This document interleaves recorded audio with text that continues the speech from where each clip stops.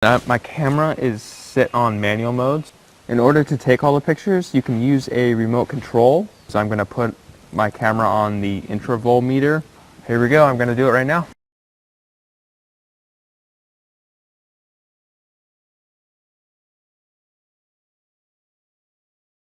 And it takes a little creativity to figure out how you want the people interacting with each other. So I'm going to click File, Scripts, Load Files into Stack. Here I'm going to click Browse. So I'm going to click OK. So I'll click OK, and now we just gotta wait a long time. Now you can see we got tons of pictures we're gonna have to do this with, so this is gonna take a while. So we got a layer mask on the very first layer. First thing we're gonna do is click the layer mask, and then on our keyboard press Control-I. Make it so we can see through this entire layer. I was sitting right about here, and you want to make sure your opacity is on 100% on your brush. So yeah, you color yourself in just like that. And another technique that you can also do if you don't like inverting it first is you can actually just remove yourself first, just like that, and then invert it like that. And then you can zoom in later and get into those fine details that you kind of messed up on.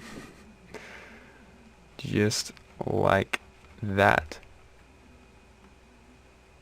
And bring it back by pushing Control-Y. Make a new layer mask, erase them, and then click on the layer mask, press Control-Y.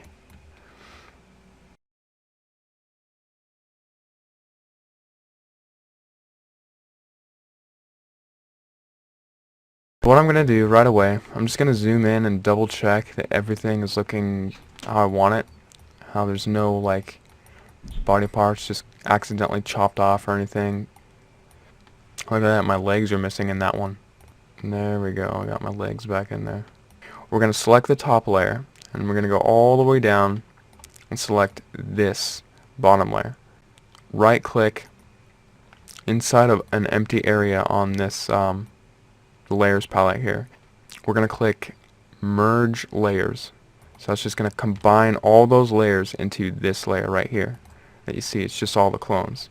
And then I just have some regular photos down here that I took at different exposures. You can see some are bright, some are dark. As you can see in this underexposed picture, the sky is nice and blue, but in this picture I exposed for the playground structure so everyone could see what's happening in the playground structure.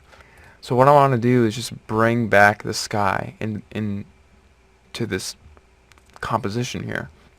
I'm going to grab my quick selection tool, and I'm going to make sure that the add to selection brush is checked. Select all the white areas and just the sky basically. And now you'll see that I'm going to have to go in here and go through each single area on this playground structure where there's like a little hole where you can see through the white sky. Now that we have that done, we're going to make a layer mask out of this. Oh look, there's still a few more that I missed. And now we're just going to make a layer mask by clicking the layer mask button. And now you'll see that that has been removed. But we're going to press Control-I on this sucker, and then bam, we got our sky back. This layer, as you can see, is kind of bright. It's too overexposed. So what I'm going to do is just click on it and then click Image Auto Contrast. Now that helps immensely. When you look at it, it looks much better. There you go. That is how you do the multiplicity effect. And you can, if you wanted to, I could just dodge up some of these places just to give it some punchiness. If I select the midtones and I make sure that Protect Tones is on, I can just go in and then burn the areas that I think need a little bit burning. And then I'm going to go back and then dodge that same area, but I'm going to dodge the midtones. Just dodge that. So that adds a little bit more punch to a selected area that you want to make more punchy. So here's the before and here's after.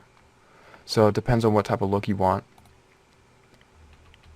I'm gonna stick with that, and that is your picture. Now when I'm all done, I'm gonna click Layer, Flatten Image, and click OK, and bam, there's my final picture.